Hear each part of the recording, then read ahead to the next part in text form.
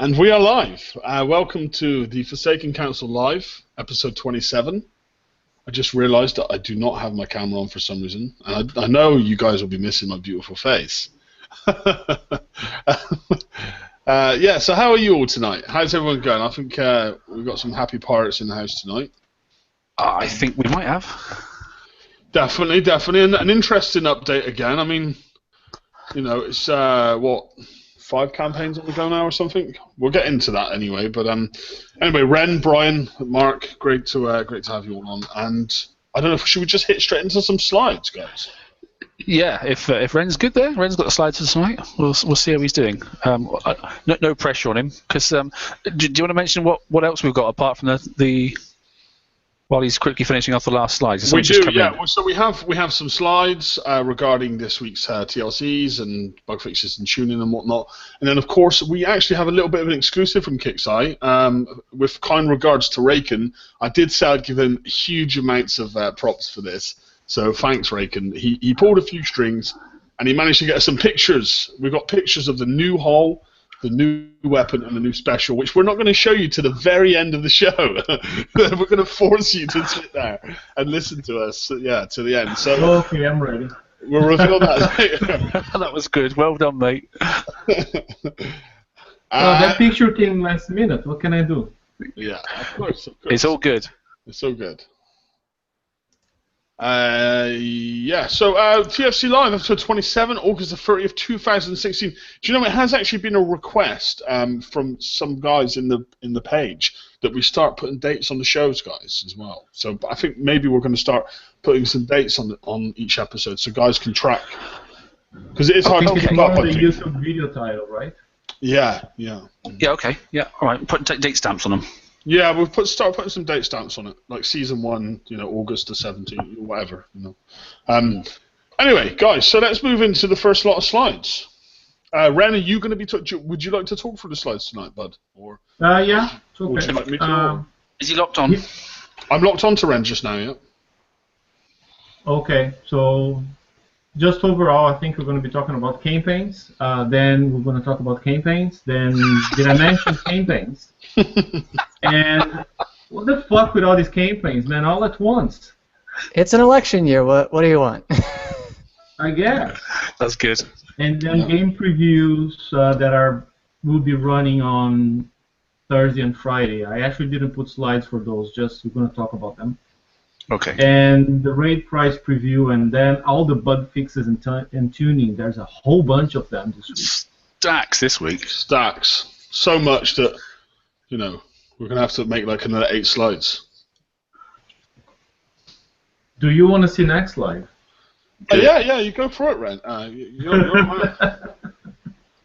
Okay, so first one, choke point. That one, I think it's available for level 40 and up. At first wasn't working, but Doom Rooster posted on forums now that it has been fixed, and people level 40 and up or 41 and up now can access the campaign.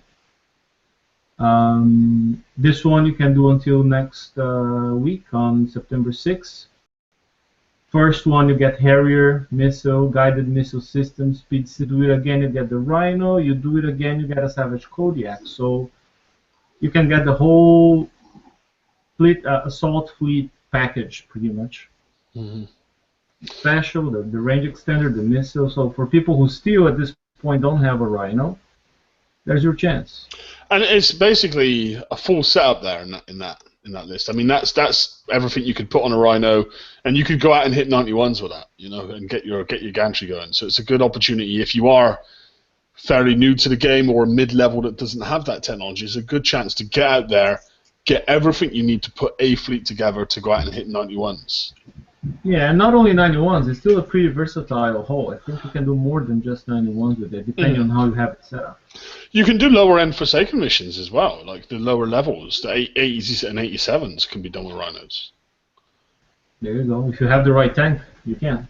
Mm-hmm. Okay, so next one, Choke Point Elite. I just did one round. I didn't remember all the targets, so it actually took me all the way down to the last minute to finish. Was a bit of a rush, and so again, that one's also available until September 6th.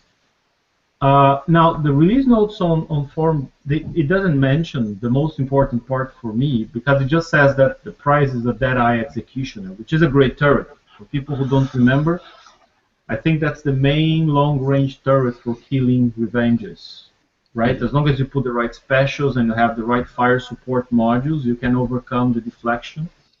And it's a great turret for killing revenges and killing subs once they're spotted. It won't do anything against vendettas, but and it's a limited turret, so you can get up to 5. It's tight to do it, but and by the way, I mean the way I did mine was with 3 rhinos and Draconian Carrier loaded with Phalanx. So pretty much the fleet I had for the first month of the last release, last raid cycle was the fleet I use here. 3 rhinos, a Draconian Carrier full of Phalanx, and subs. I could, in some encounters 4, 5, and 6, I could prep all the Kodiaks and all the heavy cruisers with subs, and then go in with the Drac Carrier and the Rhinos and just kill all the V2Cs. The good thing about the Drac Carrier is that it's unreactive. So people are talking about using Apollos. I haven't seen anyone reporting back how that went, but I would expect Apollos should do real bad, because all the radioactive damage, they have no defense, and they are reactive, meaning they're going to shockwave all the time. If you skirt just on the edge of the range, it's a very small gap, but you can hit those V2Cs without having flechettes fired at you, but it's a very narrow window. And because you typically won't have evade built, you're going to take a hit. Yeah, I mean, it's a difference of 4. I think your missiles are like 98 and the V2Cs are 94. Yeah, I mean, you can do those with the old school Rhino fleets, you know, from back from months ago, and they're dirt cheap. I was messing around earlier and doing them for next to nothing. So. Yeah, but I think to me personally, and the most important prize in this cycle, this campaign, the Elite, is the 7-day structure build token. I'm really excited about that one because, you know, I think we were talking about that earlier. And how long does it take to upgrade a turret to level 7? 10 days, 21 hours? Yeah, 10 days. So, and you can store. So that was my first concern. Can we store? How many of those can we store? And you can store all 5. So you can do this campaign if you want to right now 5 times, or you can pace yourself once a day, whatever, and just stock these tokens and just use one at a time to. And all of a sudden, you know, like within 15 days, 2 weeks, you may have 5 new turrets at level 7. I mean, to be honest, I was you thinking just use these tokens and wait. The worst case scenario, if you're using a fleet that's going to get really damaged in one run, we've got 7 days to do it in. So even if you're going to do 1 per night and then fix overnight sort of stuff, you know, it's still worth doing. The only rush is within, like when you activate the campaign, you have 1 hour. Be prepared. And I found that really tight, right? So I had to coin my tank, my Draconian Carrier once, 4 coins. It had 2-hour damage, so I think it was after encounter number 5 or something like that. I had to put 4 coins, coin it, 2 hours, to be able to do the rest of it. And it was a bit of a rush, but the subs prepping, the Kodiaks and the heavy cruisers helped a lot on encounters 4 to 6. Well, and encounter 7, if people don't remember, because I didn't, is the very, very early iteration of the Draconian Mega Hull that just fires a few missiles at you, not much, but there are like 4 groups of sheep on each cardinal point there. So 2 V2Cs, 2 Kodiaks, they hurt. Right? So yeah, I just quickly before we came on, I streamed that for an hour and I did that event, and I used a Frosty, I used a HC tank, an older HC tank that I had, and 3 rhinos. And that fleet came out with totally going all through all 7 levels of that campaign with I think 3.5 hours damage. So you're saying you were able to do it all without needing to coin repairs in between? Yeah. Good. You did better than I did. Well, the thing is, you know, the 35 days worth of tokens is quite a high value to anyone. I know not everyone coins their base, but 35 days is a hell of a speed up. Huge. So if you've got fleets that can go in there and do it, even if it's going to cost you 100 coins to do it, it's probably worth it because you know that's like the equivalent of 1,700 coins, give or take. I don't know if I will do for 100 coins, but like you know, if each run costs me 20 like coins, before 10 coins, it's totally worth the value, I think. In 48 days, 1680 coins, 1,680. Yeah. that was So close. you know, if there's an ROI, if there's one time you say, you know, now it's worth spending, if it's a reasonable spend, this is a great time. Right? Definitely. And the Deadeye Executioner, of course. The Deadeye Executioner, if you don't have it, you know. I mean, that does an instant revenge stop there. I mean, it's a long build, but it's worth the investment. So Doom's and the Deadeye Executioner build, I mean, putting the weapon on a turret, that can be shortened with base part, so that's easy. Mm-hmm. The campaign there for the choke point, by the way, Doom's just put up a post that says the choke point campaign was not appearing for players 40 to 64. This has been fixed, and the players in that bracket can now see the campaign that couldn't access it before. But it won't start until noon tomorrow for them. However, they've extended the campaign for an additional 24 hours to accommodate that. Okay. All right, fair enough. Okay, so let's move on. The other two that are active right now, and I say other two because I'm really not going to mention the Mega Hull campaign. No. Good. Pointless. Right? Dark Reign, and I think that was pretty much our early Christmas gift from Kixeye. I think you guys covered that on Saturday in the open mic, but everyone was very happy about a chance, an easy chance overall to get the Vendetta. And the other ships, the Zoe Apollo, the Harlock Citadel, a lot of tokens for Gantry Hyperion, for Vendetta, a lot of Gales, specials. I mean, I didn't put everything here, but It was huge. Would you say that was the early Christmas present? Because that's how it felt for me. I felt like off the back of a rocky couple of weeks, it was exactly what we needed. You know, even for players that already had a lot of the stuff on offer, still an opportunity to build, you know, a Vendetta for nothing and get a few more Gales, which I needed. You know, I was crying out for Gales. So, yeah, it was good. It's a great campaign for the community. Yeah, and very doable, right? I mean, everyone comes off of 4 months doing the same type of raid. I think by now most of the player base had a way of doing it with Rhinos in the tank or Apollos or whatever, but doable. Definitely. And there's always Apollo and Harlock Citadel.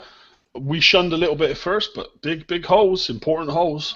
I still think the Zoe Apollo is too late in the game. You know, like I don't need it to do 91s. I didn't need it to do these campaigns. It's I'm not building it because I don't see the need, but definitely the Harlock Citadel was worth my shipyard time. That's my opinion. So Brian, you were going to say something. Sorry. Yeah. The campaign's very doable, even if you got a late start. If you got the Apollo on one of the kind of easier raids, the second or third in the cycle, I still had the 3 that I used. You only needed a month and a half of build time for the 3 Apollos, or if you're just using an Apollo take up front, you probably have the rest built. At that point, even if you got the Apollo in the hull raid, you use the Apollo and the tokens from the hull raid itself, you'd be all set. So. Really doable. Yeah, I think 1 Apollo and 2 3-old Rhinos will do it, right? I've seen people reporting they did it like that. Well, Lucy can do it, so if she can do it, you can all do it, okay? You're mean, Liam. I tell you that. Yeah. Lucy can do it, and she's got like quite basic Rhinos, so if that fleet can do it, then I think most fleets can do it. Okay, and the other one is War Games. War Games is back, or will be back. And I think based on our show last week when TSM and I were talking about the whole thing not making sense, right? Giving War Games where people need the Vendetta to get the Retribution and people didn't have the Vendetta, that influenced a little bit Kixeye in changing things over, pushing War Games another week, giving us Dark Reign first. I mean, of course, you know, most people won't have the Vendettas built in a week. You may have one of those tokens, right? But no more than that, and not ranked. But still, you know, may give it a try. Or some people are coining Vendettas to do War Games. War Games is where, for people who don't remember, where you hit player bases. I mean, the first 3 are Kixeye design bases, and then there are 6 player bases with changes to guard and whatnot by KickSci. Mm-hmm. So it's doable. I posted a video today with price pack 1. I'm going to be posting price pack 2 by tomorrow if it's useful for people, and then price pack 3. You know, then you have the whole gamut of Conqueror hulls released to date. So there's a lot of holes. For anyone that doesn't have a lot of the holes that have been on offer, there's a good little selection, isn't there, to get a good catch up on booty. You know, the Savage Kodiak, Omega Behemoth, Vendetta, Revenge, Retribution. I mean, everything's there. It's I think there's 8 in total now. Mm-hmm. I'm pretty sure it's something like 8 holes or something like that if you add them all up in the different campaigns. It's a crazy amount I of just holes. think people have to focus, right? I mean, unless you're coining your ass off and, you know, getting everything built on money, it's get the FM sorted out, get the next rate cycle sorted out. After that, you know, then it depends on whatever your priorities are. I mean, you like base hitting, get your base hitting set up. You want to defend, get that done. You want to do mega holes, get that done. Right? I think uranium, although, you know, uranium I think you can do if you have an older fleet right now. Mm. Mm-hmm. It's a lot. You know.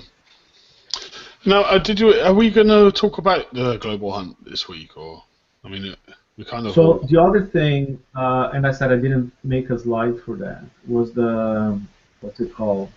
The previews. Let's talk a little bit about the previews. I think Brian's got those up, haven't you? Brian, on the forum page there? Yep, got them up. There are going to be 2 previews on Thursday the 1st and Friday the 2nd, and they will be splitting access by targeting select group first and then opening it up to the general public. They're trying to do this to avoid crashes. If a whole bunch of people try to get in at once, we don't know how well they're protected against DDoS and things like that. Yeah, So and this Thursday, preview is interesting because I think they're letting a lot more players in this time. I mean, it used to be 100 slots period, including the closed groups. Now it's closed groups plus 100 plus eventually another 100. So we may see up to like 230 players if every slot is filled with an active player. yeah, that's great, and they're going to get a lot more data that way. Yeah. The one on the 1st is going to be for the September event prizes, the new PvP ships and tech, which we have our teaser for at the end of the show. Closed groups will have access starting at 11:30. It's going to be open to the public at 1 p.m. Pacific Daylight Time. Password's going to be announced then. That is only going to have 100 slots.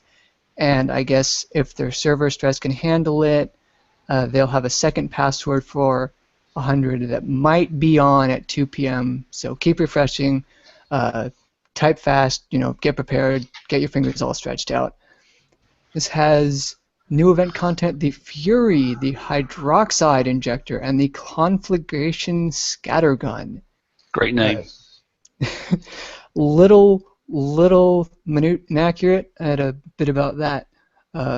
You gotta hit a stronghold to get the stuff and then go out and have fun. They'll have a survey. They want you to focus on the new stuff. Yeah. Now the interesting thing about the how to unlock the prizes, right? And people who have been in previews before know that. But if anyone gets there for the first time, when you first load the game, it's a copy of your base.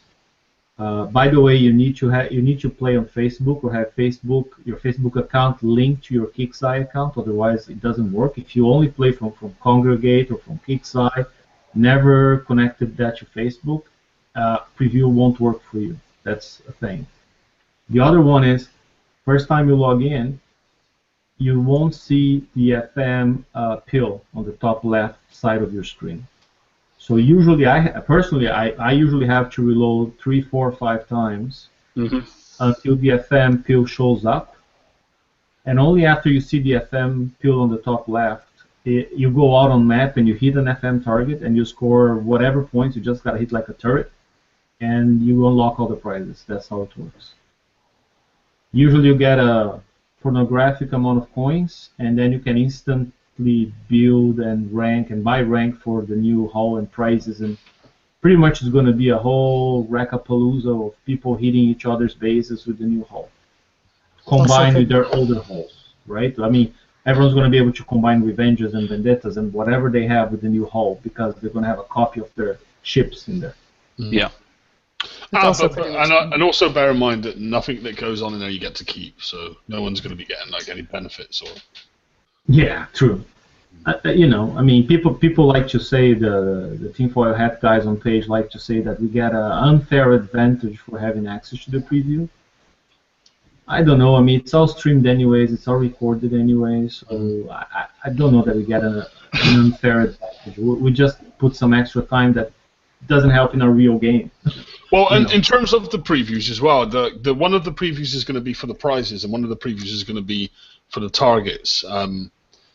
And I'm pretty sure, in fact, that we're going to be allowed to stream that. So TFC, we'll do a TFC stream, and I imagine Mark will also do a stream. So on Thursday, Friday, there'll be plenty of streams for you guys to see the prizes, and even maybe a sneak peek at the upcoming raid targets, which would be a great thing to that's the important thing I'm looking for is the actual. We still to date, and I keep saying this in every stream that I've done this month, we've not yet seen one actual raid target yet.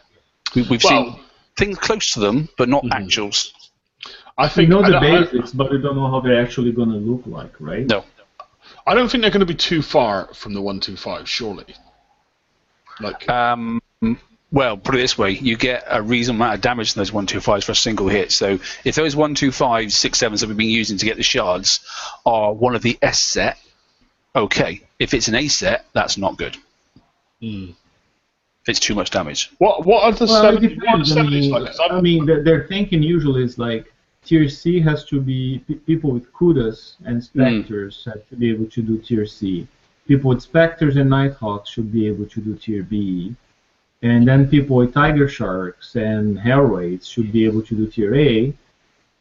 And then Tier S, same people, Tiger Sharks, but primarily Hellraids, but spending more coin. Right? Well, let me ask you. Can I ask you guys?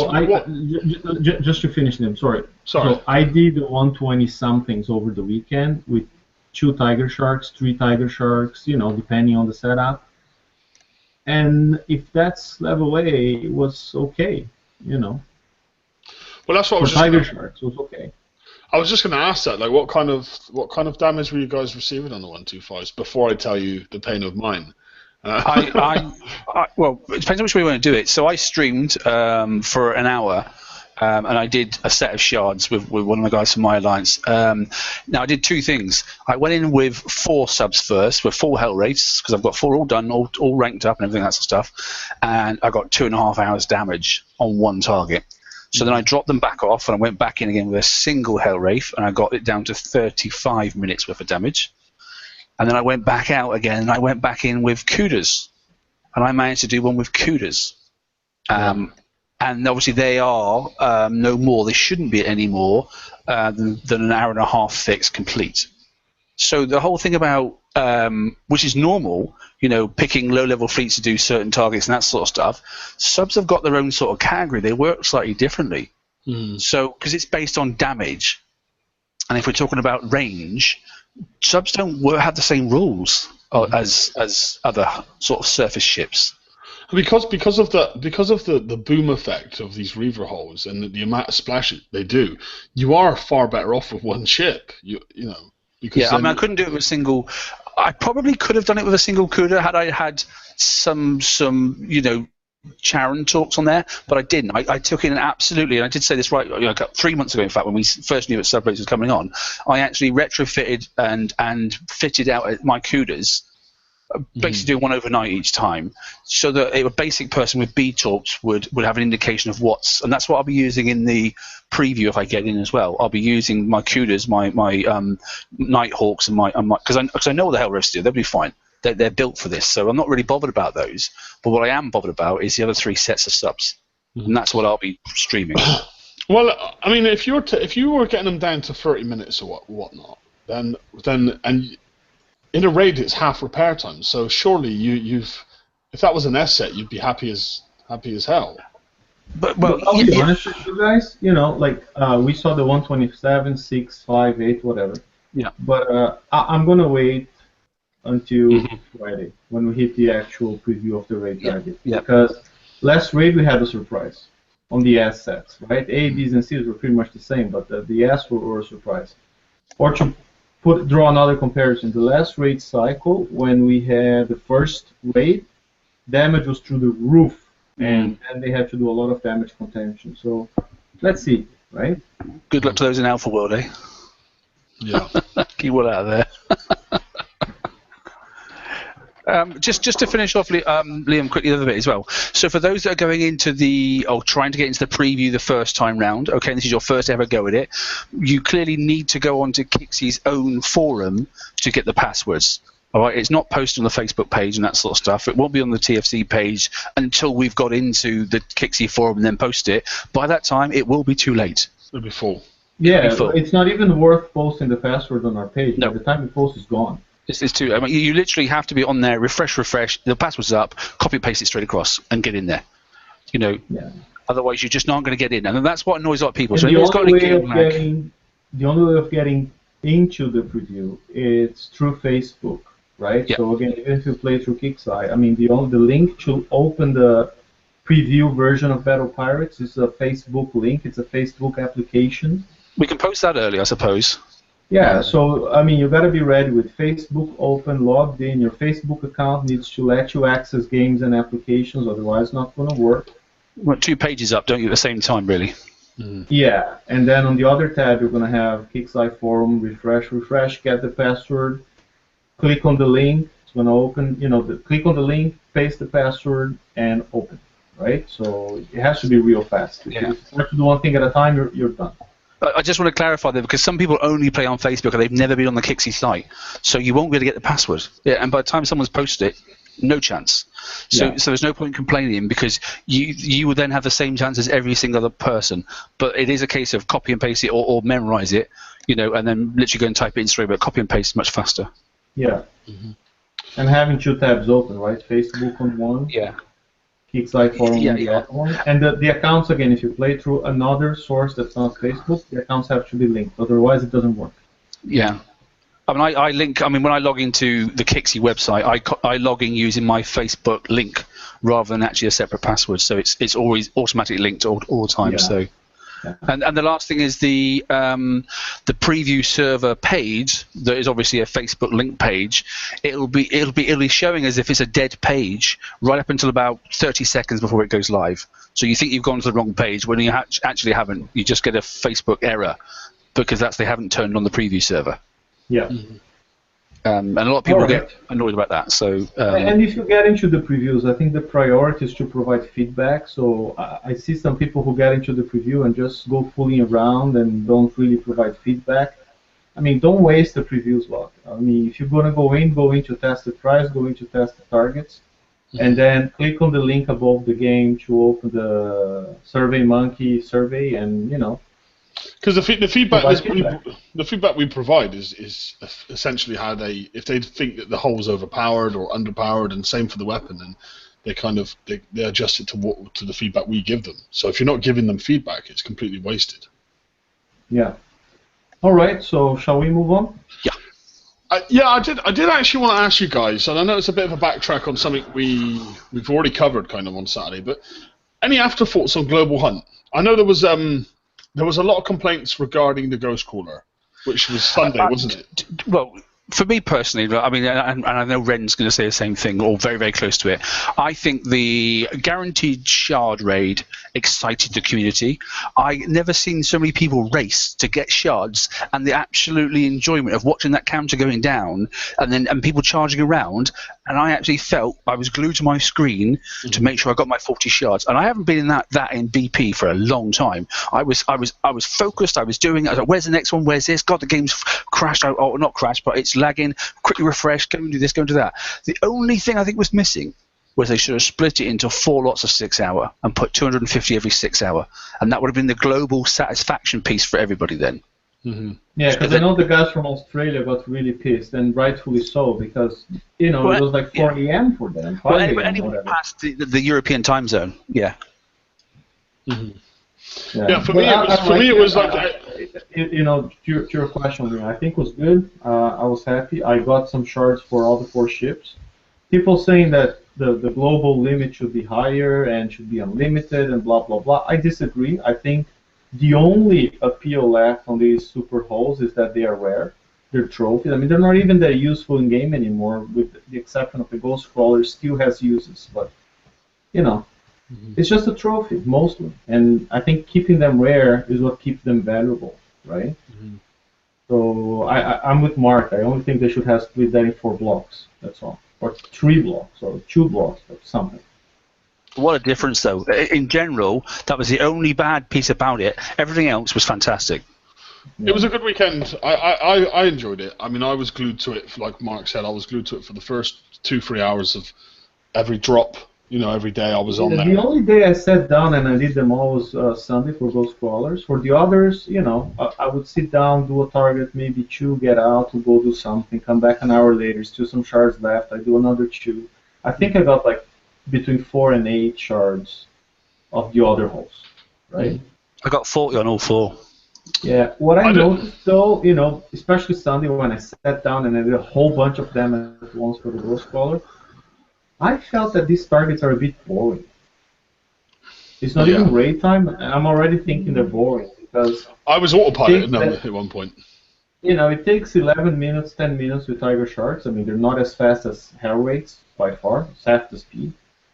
So it takes me 10 minutes, 9, 11, depending on the path I gotta go, to kill 1 target, right? And there's all this start and stop, and go away because you're gonna surface. Now approach. Now wait for the field. Now go in, kill, get out. It's, you know, honestly doesn't feel to me like a skirmish target. The skirmish target is just like what we see in the Choke Point campaign. It's fast, it's moving.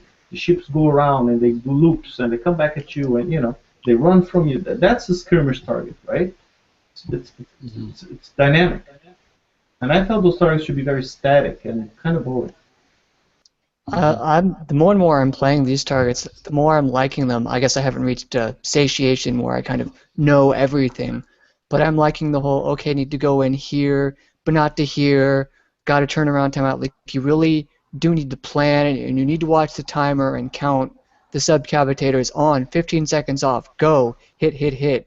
Are they dead? No, I have to get out at this time, so I got to start moving now. They're not dead, I'll go and kill them on a second rotation. Watch the mortars, watch the drones. I'm liking it. Even though I didn't participate in the event itself, it was still fun for me to watch and see how quickly the counters were going down as compared to the other 8, which people didn't like, and 700 out of 1,000 were still up for grabs. This one, they're all gone within 12, 13, 14 hours, and I really like that. I agree. I think they should kind of split them, you know, every 6 hours or something, because upping the world limit wouldn't really do any good. It would just allow people to get them later and later, but even those in Australia, let's say, if the prize was doubled, they might still have run out of world charts by the time a person from Australia could get them. So splitting it up is probably the better option. But it was fun. And they could have quite easily, I mean, I think, especially with a Ghost Crawler, they could have quite easily applied 2,000 shards, and I don't think anyone would have complained. Like, if they staggered them and even just put out another 1,000 12 hours later, I mean, people would have they would have been gone in 2 hours as well, you know? Yeah. But, you know, so and to Brian's point, I'm glad to see you're enjoying them, because I wanted to see a counterpoint, you know? Like, I like the whole concept, I like the whole timing, it's a smart target, not overly complicated, like, you know. Do you know one of the best things was? An interesting mechanic. It's just that when I had to sit down and actually hit 20 of them on Sunday, I got bored after target 6 or something like that, especially with Tiger Sharks, because they feel low with that target. Right? For me, the best thing was the two points. One, I learned now the exact dive times for the Reaver targets, if they're going to stay the same. I know exactly now how long it takes for me to turn my subs around and get them back out of a Reaver target ready for the rings. I know, so I've learned a lot about my sub fleet before I'm even going to go into the raid with it as well. And also, it was excellent practice. So I learned a lot about that sub, including cutting across the cavitation field so that actually your time bar resets when you want it to, not necessarily waiting for the time to go to 52 seconds before it obviously pops up. So you can shortcut and then make it, obviously, because the cav brings you to the surface, doesn't it? So you could actually make it so that it worked in your favour, and you could actually cut the time. I was getting some of the targets down to under 5 minutes, with a single sub, which is quite nice. And it had a retreat button. It had a retreat button. So if those counterings didn't suit you, you could pop back out again. Mm-hmm. And I don't know about you guys. I was retreating at sometimes, I was just hitting the hulks, 1 or 2 of them, and retreating, because then it's less rings you have to worry about. Well, I know you've got a business meeting to head off to at some point, Ren. But was there anything you wanted to maybe get out there? Anything you wanted to put across before you had to go, or? Well, the only thing I would say is, like, I like all the content and everything, but I'm a bit overwhelmed with all the campaigns and all the everything. I'm feeling a bit overwhelmed. There's too many campaigns, plus FM, plus this, plus that. Like, the game is consuming a lot of my time. I don't have that much spare time that I want to put in the game on top of what I already. Well, even though it's fun, there's other stuff to do in life. Well, there's like 3 months of raids. For instance, I'm not looking forward to my mega hole. It's going to be ready in a few days. I'm not going to have time for that if it keeps like it is. Need time to enjoy the game and not just be running on the hamster wheel to get new prizes and new holes and new this and new that. Gotta have time to enjoy them. That's what I'm trying to say. Well, I think we've got maybe 3 months of raid equipment available in TLCs at the moment, which is a lot. It's a lot for anyone to grasp, but I think there's some good stuff there to catch up for people, and there's some stuff there for us as well. So it's kind of, I don't know. It's not, none of it's like you have to, You don't have to, but there's always that feeling of falling behind, right? So you end up doing it, right? I mean, even the Dark Rain one, I have Vendettas, I have all those holes, but I'm kind of doing them anyways. Just for the Gales and the Vendetta tokens. Okie dokie.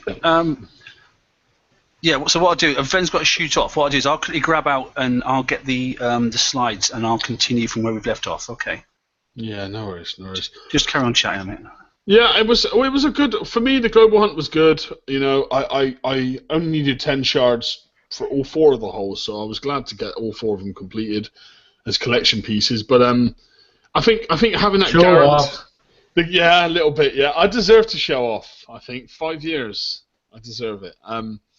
But I think the first time we had the global hunt, where it wasn't a guaranteed drop and the targets were a bit stupid at the time. It was the level 91s, but it was like the S targets. They were crazy. I think that was a flop. But this time they got it right, haven't they? Like, they've waited a couple of months and they've tried it again, and I think they've got it spot on. And if I wouldn't even mind seeing another one of these in a few months, I think it was bang on. I have to say, I was quite impressed. And all of that extra practice with my subs. I mean, if you can even believe it, guys, I got even better at driving them. Did you? Yeah. Well, ask Paul, man. Paul seems so interested in the YouTube chat there. Paul, the sub master became the sub master, like even more of a master. So, yeah, it's amazing. It's amazing. But I'll wait for the preview this week for you to see that. Hey guys, thanks for having me here. I have to go, so take care. Enjoy the rest of the show. Talk to you later. Okay, Ren. Thanks a lot, buddy. Talk to you later. Okay, so guys, now we move on to the. Are we ready for the exciting stuff yet? We've got bug fixing, tuning, and that sort of stuff. So we've done the War Games video. We've done the video available on the TFC page. Do we want to mention quickly about the Mega Hole aid that came out today? The video stream. Yeah. There was a really good video actually. I watched that video and. I think all of that information had come out over the last couple of months in sort of tad bits, but to have it all together and in a video and visually in front of you, I certainly found it informative. I thought it was quite good, I have to say. I was quite impressed. It was definitely better than I thought it was going to be.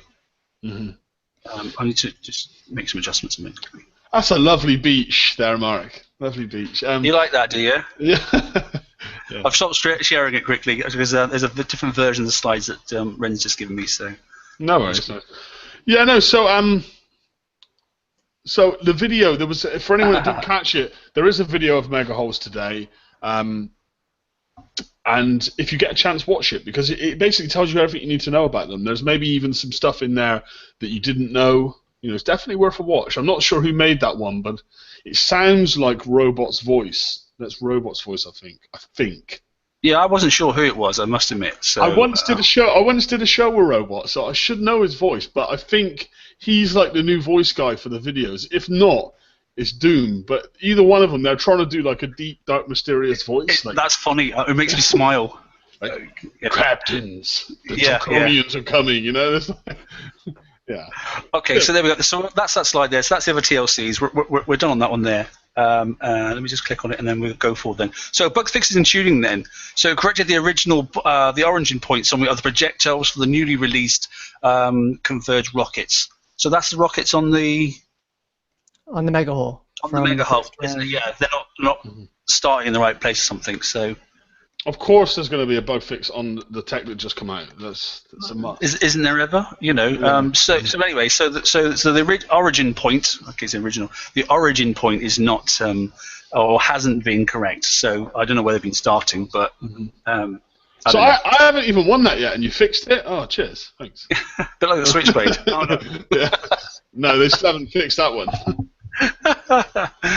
There we go. So that's bug fixing and tuning. So we can move on though. Are you ready for this? This is the big one. Drum roll. Okay. Diddle-a-diddle-a-da. Here we go. So for everyone, let me lock onto your screen, Mark. I thought you had. No, not yet. You were just talking so much, it was staying on you. I can't help it, mate. I talk more than you. I know. I thought I rambled. Nah, just kidding. So Rise of the Warlords. This is the new name. Yeah. What do you think about that? I like the name Warlords. That's good. Is that's not one of, because we've seen a couple of Reaver captains, haven't we? We've seen Grimshine. Yeah. And then we've seen Borbus.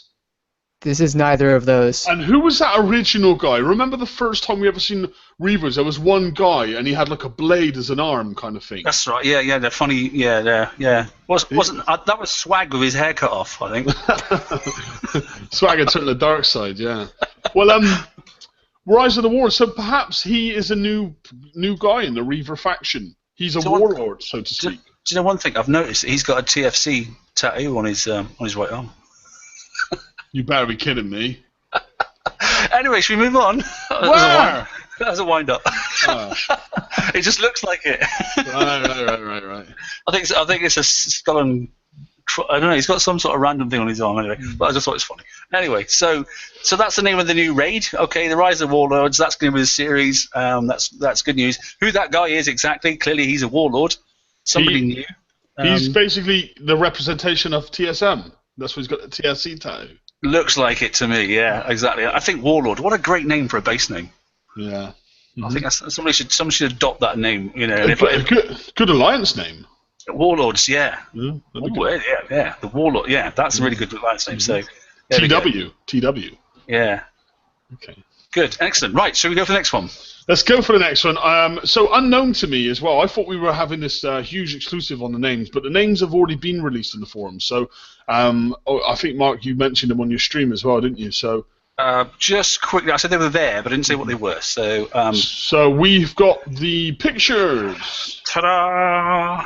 Ta-da! Hey. So the conflagrated. Brian, do it. Brian, go on. Conflagration scattergun. See, that's where you're going into the higher level education. No, wait. Let me get it. Conflagration. Is that right? Is that right? No. You're from the UK, maybe? Conflagration. You need to add an extra U, and then it'll be fine. Where's the... There's no U in there. There should That's be. why you have to add one. Where is the U meant to be? I don't know. You tell me. Conflagration. I'm American. I don't know where the U goes. Conflagration. Yeah. Conflagration. Configuration. Scattergun. No, not figuration. That's the wrong one together. Anyway. That one assembles things from IKEA. Yeah, that's the one. Yeah. It's the IKEA scattergun. No, well, listen. It shoots the leftover screws and bits that you have left over. I thought it was a blunderbuss turret. So PD Rake and Kickstarter were kind enough to give us this little sneak peek. So firstly, thanks guys for that. We'll probably see these in the previews later in the week anyway, but they give us a little sneak peek for you guys to see early. This new weapon, the scattergun, right? It's a scattergun.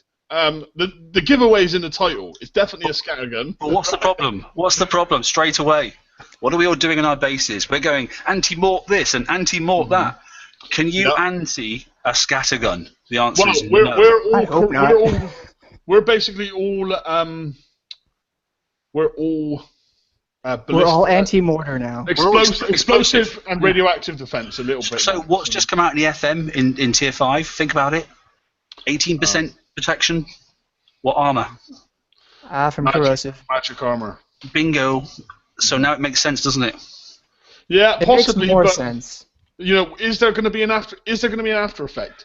I hope so. I imagine it. I'm hoping for fire pools on the water, radioactive. There's going to be a normal counter, and yes, thank you. I was going to bring that up. Point 1, conflagration from conflagrate basically means to light things on fire, which is what Reavers do a lot. See also death explosions when you kill a thing in a Reaver target. Scatterguns do corrosion damage, which typically doesn't light anything on fire. Blow up the engine bay.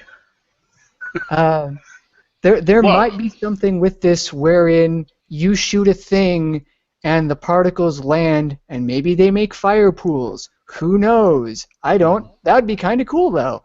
Second, as I understand it, there's no way to give a turret corrosive defense. Confirmed tonight, people that are better than me? Okay. So that's going to be that's use. Is it effectively has a higher DPS based on, you know, if they had 50% explosive resist, your conflagration scattergun is basically twice as powerful as a similar DPS explosive weapon. Well, there's a lot that we just there's a lot of things it could be. You know, like, is it going to be a heavy weapon? Is it going to have multi-shot? You know, I mean, the hydroxide injector for one could be like the hydroxide plating that we use in bases, which increases your multi-shot. You know, and I love how that thing looks, by the way. Do you know, let's just talk about a few things, right? The hull, right? Because I always like the mess that Reaver hulls are. They just look complete conglomeration. What do you reckon it is then? Well, it's definitely a heavy cruiser combined with a what? The front of either a Vendetta or a Revenge or something. Something out of Robot Wars. Which is an explosive hull and a corrosive hull, a hull that's designed to do corrosive damage. Yeah. So, I mean, also, guys, I was allowed to tell you that the scattergun isn't going to be one of these multi-weapons that we've seen quite a lot recently. It's not going to have pure weapon, isn't it? It's a pure weapon. It doesn't have a primary and a secondary function. It's just a straight-up gun. So. No idea on the range. Yeah, that'll do. So that's, you know, is this going to replace the old Blitz hull, and it just fires multiple short range? Look at the volleys that thing looks like it's going to be kicking out. That's like a rocket type. Well, but it's obviously not going to be. It's going to be obviously a scatter. But if they're going to be scatter rockets and it's going to be a blitzing hull, I don't know. Or is it, you know, or are they going to be, because there's not going to be. Is it going to be because it can't be a single shot? Looking at that turret. Well, I think based on that, the fact that looks like a Vendetta's had sex with a heavy cruiser, right? I generally think that's going to have heavy slots. Possibly that's going to be a heavy weapon, and that's going to add multi-shots to it, the special. That's my early prediction, early guess, shall I say? I read that it won't have multi-shot capability.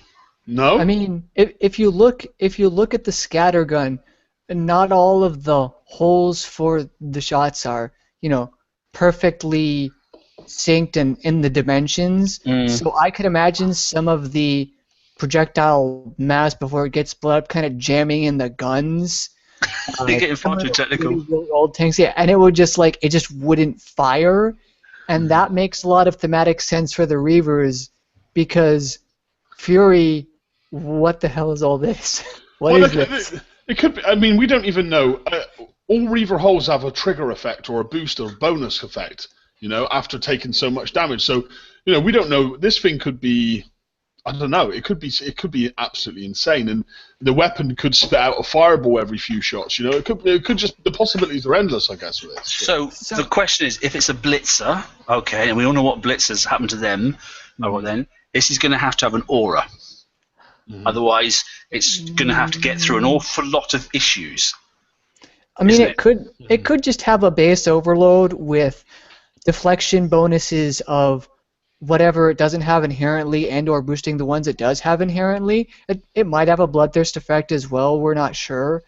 Well, if that's a corrosive scattergun, and we know this is a PvP hull. That's what we know that. Yep, so that is not gonna be like a 98-105 range scattergun, because that would just make the game completely imbalanced. Yeah, exactly. So at best, I would say 80, maybe 88. At best, that's the range. You're gonna have to drive this baby without a doubt. Yeah. So and they could drop for the drop in range, they could give it even additional power beyond its inherent.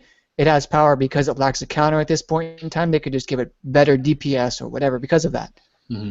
Well, something interesting that Raken did say to me was that this hull possibly, when this hull will help other hulls, like other PvP hulls. So maybe you could use this as a tank in front of some vendettas or some retributions. I mean, I don't know, but Raken did say that this hull would perhaps benefit other PvP hulls as well.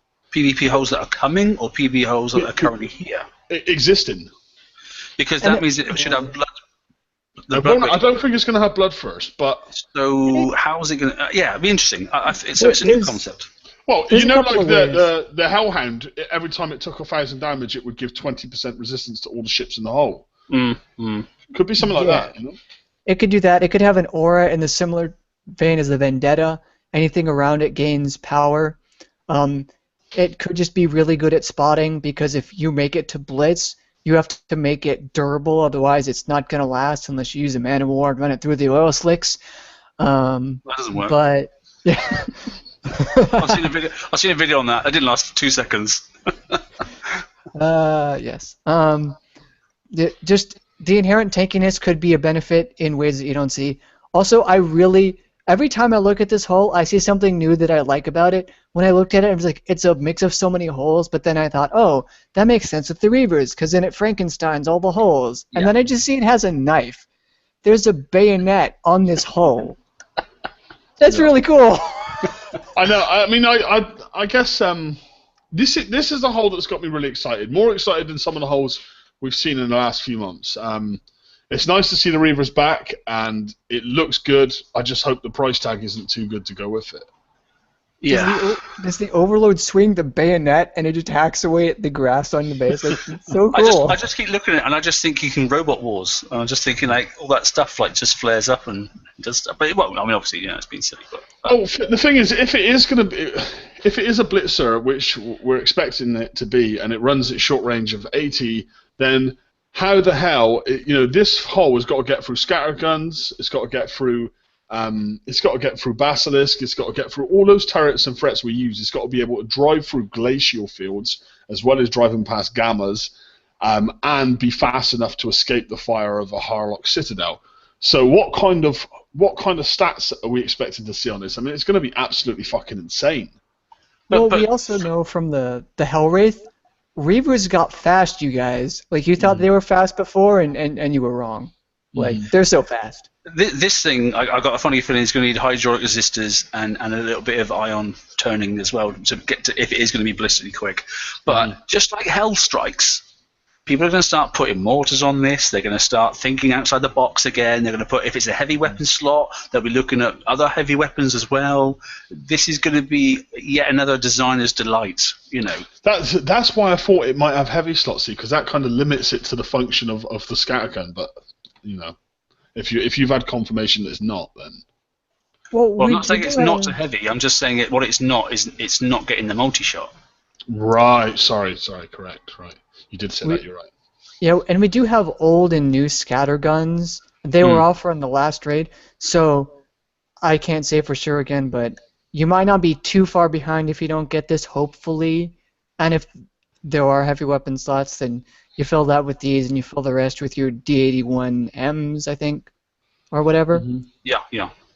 The hydroxide injector also, it just looks like a mad scientist's creation. It does, doesn't it? And what do we think that's going to do? I mean, is that going to be like, I don't know. I mean, is it an engine that also boosts corrosive damage? I mean, what do you think is? Well, I think it boosts the actual whatever's coming out. So it's a hydroxide injector. So that's the pumping house for the liquid that's going to shoot through the weapon. I take it. Oh, you're getting dirty now, Or something along those lines. I don't know. Safety warning: do not use actual hydroxide. Yeah. You will catch everything on fire. Which is Reaver. Yeah, which is Reaver, but we don't want like 50 shades of hydroxide. No, bad. And so long as it's got a Reaver engine on it as well, so when it actually does die, it also explodes and causes loads of damage as well. Well, it might also have a death weapon. It could also have a death weapon like the Retribution. Yeah. That would make sense. Well, plenty of Reaver holes used to.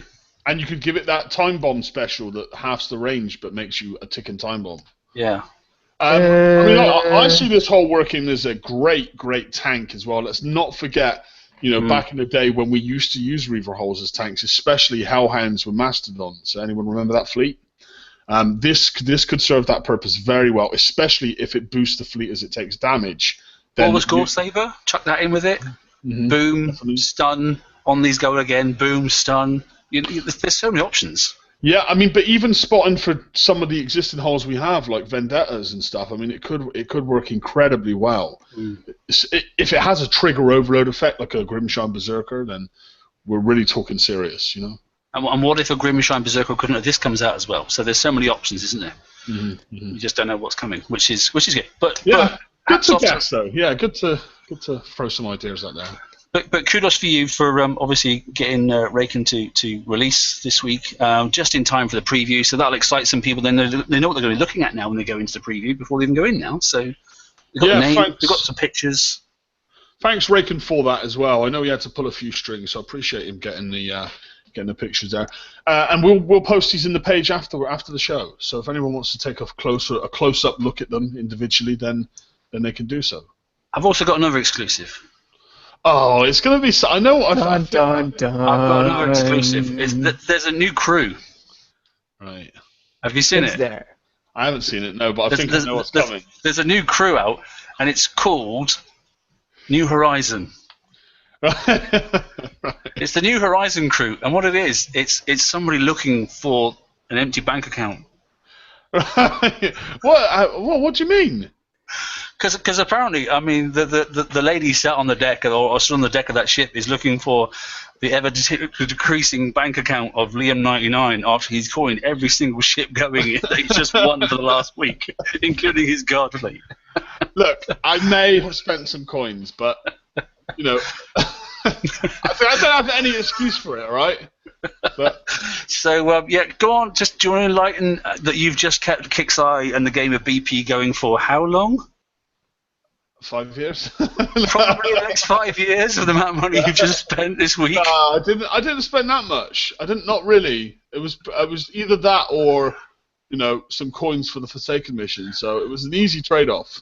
So I don't know if Lucy's lost her captain. I don't know if Lucy's lost at sea. I don't know if Lucy thinks that her bank accounts go down the plug hole. But someone's getting married soon. So maybe we ought to think about things. So well, no, I did coin a new guard on Friday. Oh, right? Did you? Oh, right, okay. All right, but I needed it because I needed it for a while, right? Because my base was a sitting duck, right? So I sorted that out, but then I won the Ghost Crawler on the Sunday. But I already had a Vasako Punisher building, and there's no way I'm just going to stop that and lose a few days. So I coined that, and then I coined the Ghost Crawler. In my defense, I work hard. I don't think you have a defense, to be honest. I work very hard, and these are just the fruits of my labor. So let's just go back to this page. How much did you pay Raken to have those pictures, or doesn't it matter? Raken said he was providing them for the community.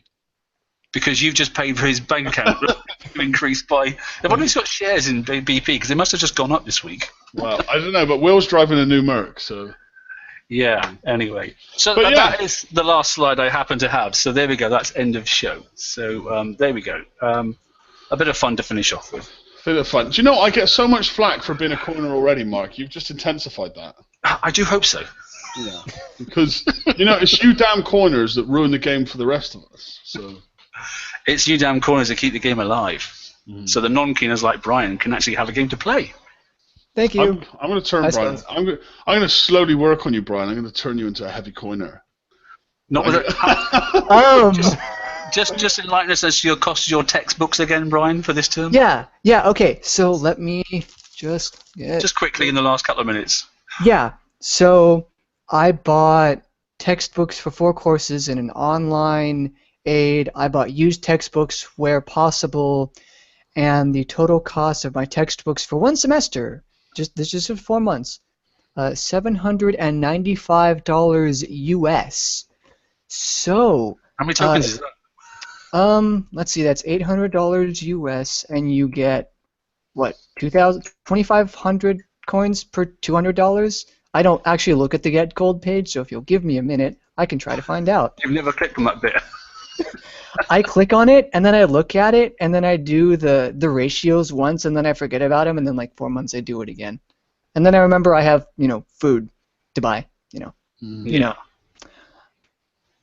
I remember being a student. It was hard work, but it's worth it. It's worth it. You get there in the end. I wonder how I'm going to Is this going to be like subliminal sleep messages? That's going to just you will open your wallet, you will spend your money, and then you'll see one of Liam's tags on your base then, as he suckers you in. Yeah. Yeah, just I don't remember joining this alliance. You're going to get turned. Right, and before you know it, you're going to have more fleets than me. Okay, well, while we're just looking at that, is there anything else we're going to talk about tonight? I don't think there is. I mean, obviously we've got the previews coming up, guys. Obviously there's a lot of there's a lot of campaigns at the moment. My advice to anyone would be to get in there and win as much as you can, because there's some great stuff on offer at very, very cheap rates as far as I'm concerned. So take advantage of that, because we won't see it often. So 10,000? 10,000, yes, 10,000 coins is $800 US. Also, there are a lot of campaigns out there, and I know a lot of people are automatically exempt from one, but I think the best thing that each person can do to maximize their value is to think about what they want to do the most, whether it be the Savage Kodiak and the missiles. They're good for hitting your assault targets. You've got your PvP content that you can do. If you need base defense, you can do with the Rhinos and a good tank and an Aegis, you can do the Choke Point and Choke Point Elite and get Executioners and build tokens.